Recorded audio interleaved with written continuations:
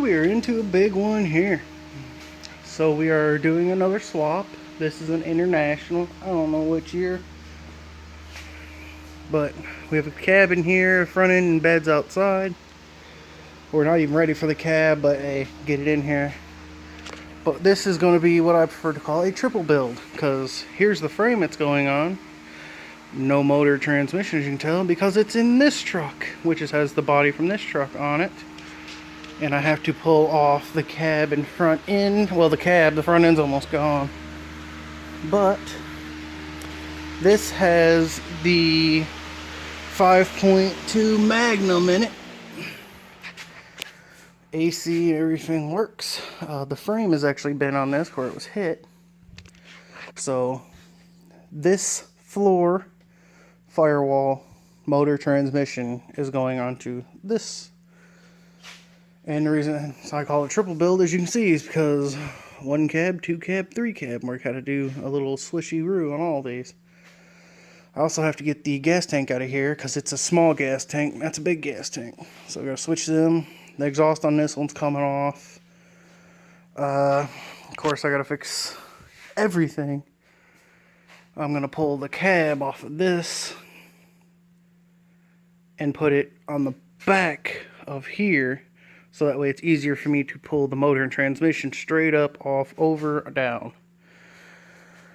Easy peasy, right? No, there's a lot of wiring and stuff like that, which I'm not going to have to do the wiring. I just got to unplug it all. The brakes got to all be unplugged, all switched over. Yeah, I did this in about an hour and a half. Pulled the cab off, front clip off. All that's off, gone. But yeah, still going to have a long way to go on this one. I hope to have basically everything swapped onto this one by the end of the week, which means engine, transmission, everything from there to here. And then from that point, we'll start cutting the body off of the cab, or should I say we'll cut the under firewall off of the cab, bring it over here, and then start fitting. And on this cab we have a ton of metal work to do, not on the firewall or anything because it's all getting chopped off, but all this, doors are gone, cab corners are gone, in the back window the bottom's rotted, the top's rotted. We got to fix all that. He's keeping the chicken lights, is what they call them. I call them 18-wheeler lights there. But yeah, we got to wire them back up. And then we are body swapping on the way. But I got to figure out what year international that is. But yeah, it's international on Dakota, 5.2, 5 speed. So let's have some fun. Today's been pretty productive. As you can tell, I got the red cab off. I've got the interior stripped. I've got the other cab in there. I believe I already showed that. The motor and trans is now in this frame. Right there. So what the problem with this frame was, when it was hit, knocked that lower control arm out that way and made it an inch back on that tire. I believe we're going to have to use this drive shaft. We will have to use all the wiring out of there. That small tank is going to go in here. It was pretty breezy to get the engine out, especially with no body on it. Makes it 10 times easier. But yeah, it's out. It's still wired. There's nothing to do to that. The brake booster's off. Everything like that. I stripped the firewall. Clutch pedal, it's all off. Well, not the clutch pedal, the clutch reservoir and everything's off. As you can see, that's all stripped. The harness is right here. Found a couple of bad things on the harness. I don't know where it's at right now. The blue plug that plugs into the PCM, when we had moved it, the PCM was actually in the tire down here and it had crushed that blue plug on it. But it's just the plug. The computer seems to be fine. Let me think here. That's about it. I'm pretty tired now. But nah, it's all coming together pretty quick. Fuel line, I already reconnected it. Here's the problem with this truck. It has one plug for the line that runs everything back. This other one has 3, which is now the motor and trans. So we're going to have to pull that back and put it on here. A little bit more work, but hey, it's got to be done. What else is there? We used a small Dakota fuel tank for clearance issues, whereas this one has that hump. This one is just straight down. V6, V8, both the same fuel pumps actually, which is weird. If it was a Chevy, everything in there is different. So, yeah. I still didn't get the flathead started, but now it's popping and acting like it won't start. Hopefully tomorrow. Been fighting the rain today, so good to go. So everything is now swapped onto the white Dakota's frame. Red cab's on, doors gone. 5.2, 5-speed is in. All the wirings got swapped. The fuel tank got swapped. The tail light wires, the speed sensor light, plugs, everything, all swapped. Now what I'm going to do is chop the top off. I'm gonna chop this all off.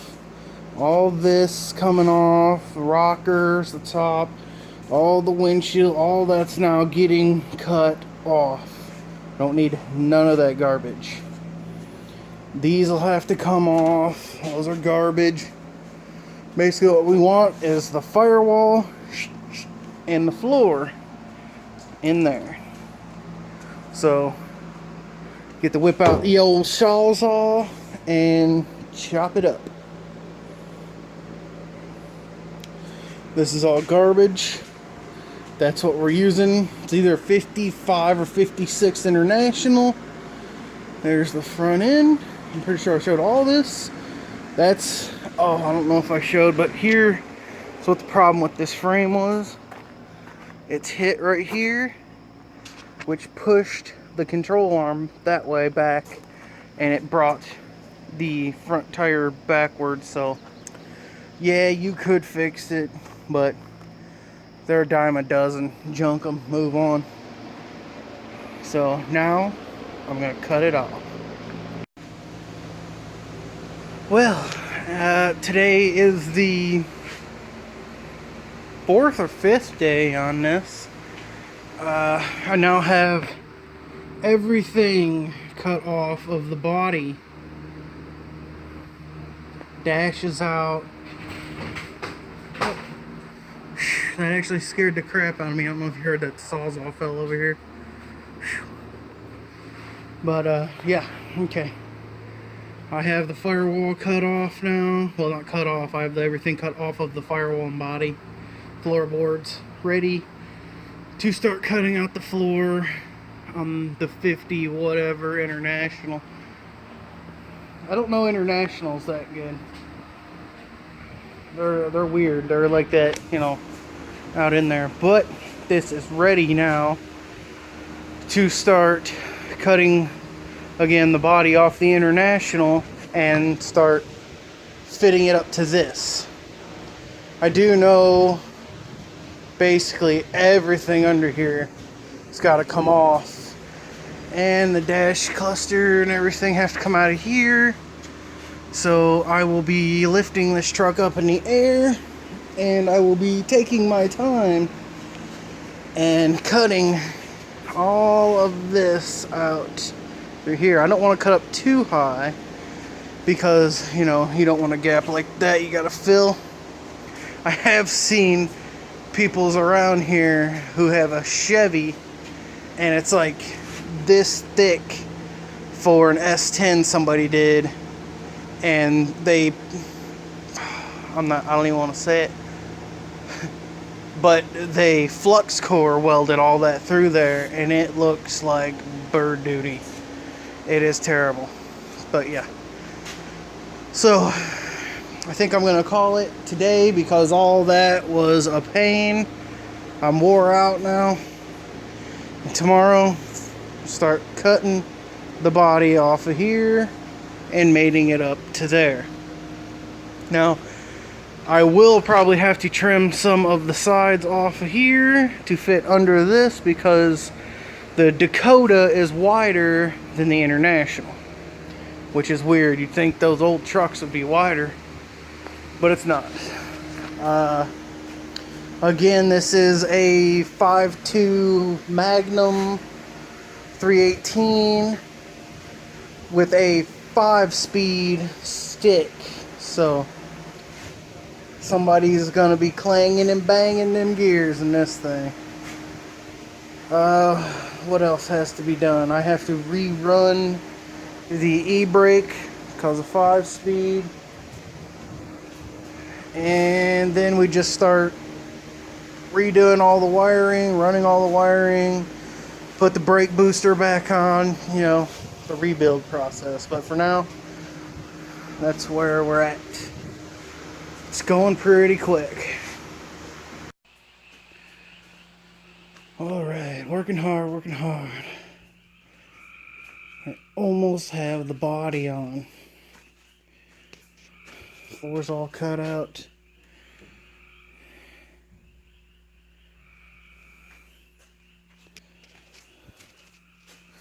Firewall's gaping. That will all be getting filled back in. I have to get the body down more in the front. It's got to come down. It's actually got to go down in the back. There's a support. Actually, if you can see that support back there, it's got to be cut, notched on both sides. Then it drops down the back. Then I got to get it down in the front. Then I got to get the measurements of the wheel space and the fenders and stuff, so the fenders line up straight with the body. And once all that's on, ready to go, I can start welding her up. Our snap-on 25 here took a dump.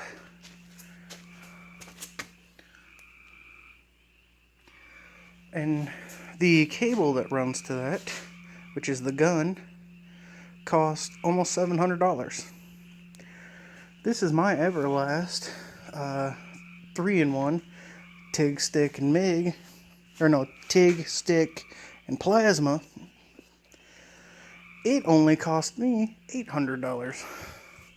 So you can buy a brand new welder. It does more than that one, which this one's $220 also, and $110. That one's only $110 for what it costs just to replace the gun. Fun times, fun times. But yeah, it's going pretty good.